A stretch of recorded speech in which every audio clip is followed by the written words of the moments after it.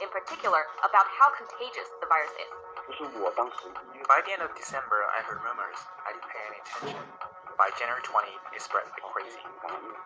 The mayor of Wuhan even apologized. Critical information isn't communicated in time between the local and the central government or from governments to the people. It's a mistake China has made over and over again, with SARS in 2003 and most recently the African swine fever in 2019. So why do they keep making it? China is getting a lot of praise for reacting faster this time than it did during the SARS epidemic. In many ways, that is true. For example, Chinese scientists swiftly deconstructed the genetic sequence of the virus and developed test kits 2 weeks after. China also got the World Health Organization involved a lot quicker. We were very impressed with the level of engagement of the Chinese government at all levels. The mobilization of the entire state to deal with a single problem is pretty remarkable. That's Zhang Yasuda. He studies China's governance. He says the state has always been good at reacting to a crisis once they recognize it. But the same state, they're not very good at dealing with emerging problems. This is apparent in almost every public health crisis in China in recent memory. During the first 3 months of SARS, China was a black box. The government gagged reporters, detained whistleblowers, and refused to share information with the public or international authorities. By the time SARS was reported to the World Health Organization, it had already been spreading for at least 3 months and likely reached thousands of people. The more people know during a crisis, the better prepared they will be. You need to build trust at this point. This exact dynamic happened again in 2018, when a deadly pig virus called African swine fever began wiping out hogs all over the country. Local governments minimized its severity, refused to confirm cases, and failed to update the public.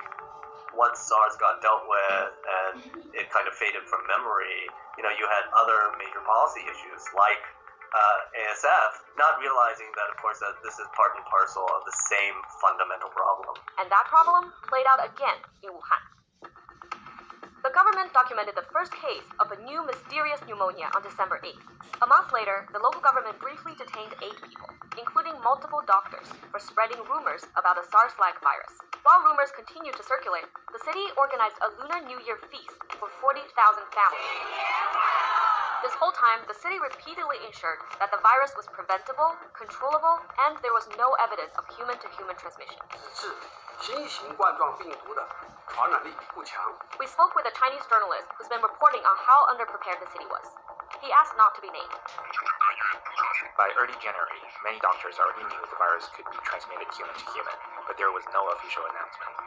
The public didn't know for nearly a month the epidemic had been spreading. After the virus spread to other countries, international pressure began to mount.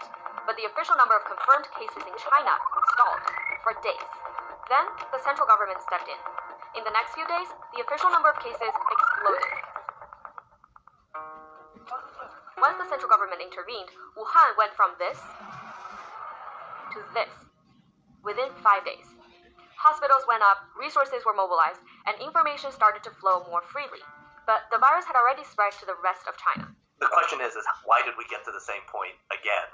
The answer lies in how the Chinese government bureaucracy is set up. Look at the central health authorities. I do believe they have strong incentives to be transparent, including, but the local governments, they are also concerned about social political stability. That's Huang Yanzhong, an expert on China's public health policy. He says ultimately local governments are the ones implementing policies, and they operate under a mandate of putting social stability above everything else. There's actually a term for it, 维稳. This creates a strong incentive for local officials to minimize bad news and try to solve emerging problems locally. That means doing whatever it takes, silencing whistleblowers, scrubbing social media to downplay problems for their superiors.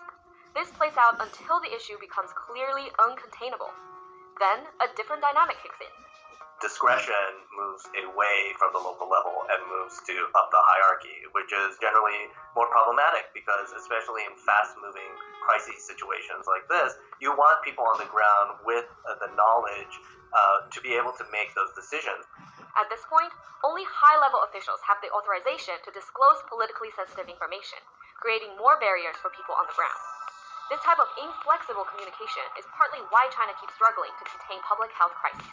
Unless there is a significant and fundamental change in the incentive structure of the bureaucrats, we are likely going to see this pattern of cover-up and inaction being repeated again and again. In the case of Wuhan, the information vacuum ended up causing large-scale instability,